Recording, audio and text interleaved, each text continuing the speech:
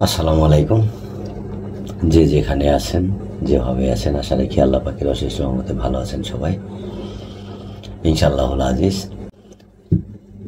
আমার কথা কার ভালো লাগবে কার ভালো লাগবে না সেটা আমি বলতে পারি না, তবে আমি চেষ্টা করব যে আমার মনের ভিতরে যে কথার যে বিষয়টা, এই বিষয়টা আমি সবার সাথে শেয়ার করার চেষ্টা করবো ইনশাআল্লাহ।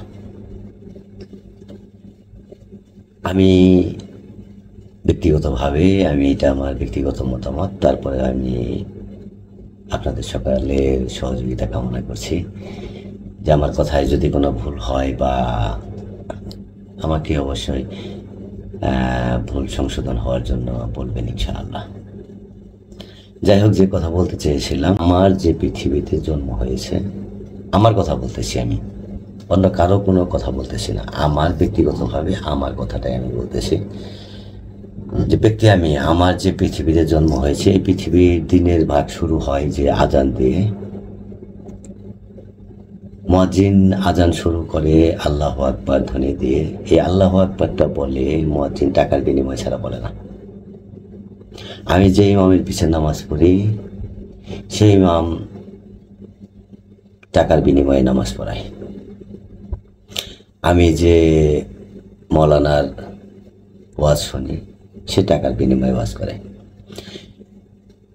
একটা মৌলানা সকল মানুষকে ভেস্তের বাগানে বসায়, জান্নাতের বাগানে বসায়, কিন্তু মৌলানা নিজে জান্নাতের বাগানে টাকা ছাড়া ঢোকে না।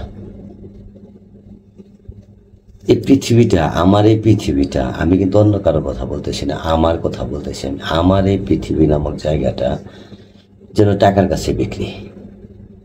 কোরআন টাকার কাছে বিক্রি, মসজিদ টাকার কাছে বিক্রি, মাদ্রাসা টাকার কাছে বিক্রি, মুয়াজ্জিন টাকার কাছে বিক্রি, ইমাম টাকার কাছে বিক্রি, মৌলানা টাকার কাছে বিক্রি, মুফাসসির টাকার কাছে বিক্রি, মুফতি টাকার কাছে বিক্রি। যাবো কার কাছে? পিসাব টাকার কাছে বিক্রি, খানকা শরীফে টাকার কাছে বিক্রি। সব কিছুই যেন টাকার বিনিময় হয়। এই টাকা ছাড়া কোনো একটা কাজও যেন হয় না। এটাই আমার মূল বিষয়। জানি না আমার বলা কতটুকু ভুল হবে বা কতটুকু সঠিক হবে, এটা আমি জানি না, আমি বলতে পারতেছি না। তো আমার আমার পৃথিবীতে আমি জন্ম নিয়ে আসছি। আমি আসার পরে আমি যতটুকু দেখতে পারছি, যে আমি যে নবীর উম্মত, যে রাসূলের উম্মত, সে টাকার বিনিময়ে ইমামতি করে নাই। যে মুয়াজ্জিন আজান দিছে, হযরত বেলাল টাকার বিনিময়ে দেয় নাই। এখন দেখি সবকিছুই টাকার বিনিময়ে। একটা অবৈধ ইনকামধারী টাকা দেয় মসজিদে, মাদ্রাসায়, এতিমখানায়, যে কোনো জায়গায়, বলে মারহাবা। কিন্তু টাকাটা নেওয়ার সময় তো বোঝা উচিত যে টাকাটা কিরকম, ভালো না খারাপ।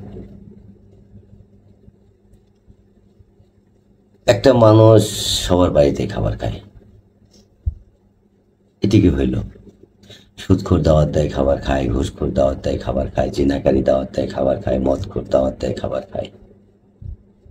এই খাবারটাও যেন কেমন যেন একটা হয়ে গেছে একটা, যে হলেই হলো, এটা দেখার প্রয়োজন নেই। স্বাভাবিক। আমি একটা দেখলাম যে মরা মুরগি মানুষ বিক্রি করে, তাও মানুষ কিনে নেয়। মরা মুরগি তাও কিনে নেয়।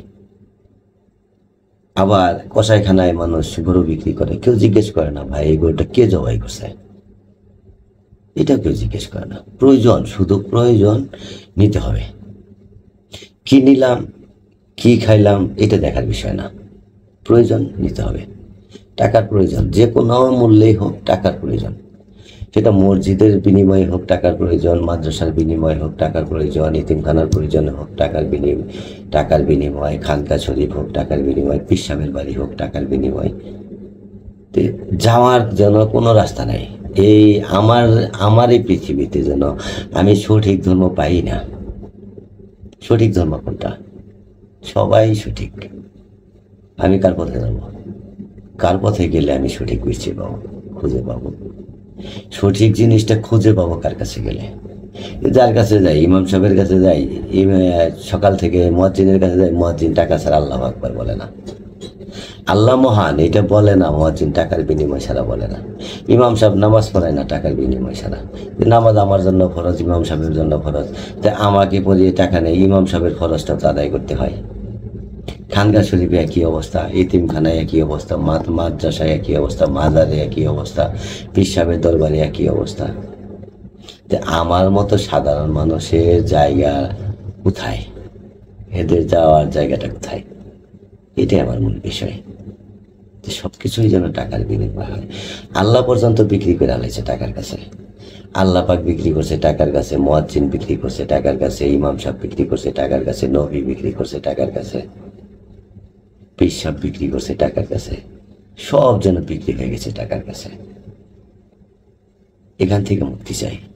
যদি মুক্তির পথ কেউ কারো জানা থাকে আমাকে অবশ্যই দেখাবেন।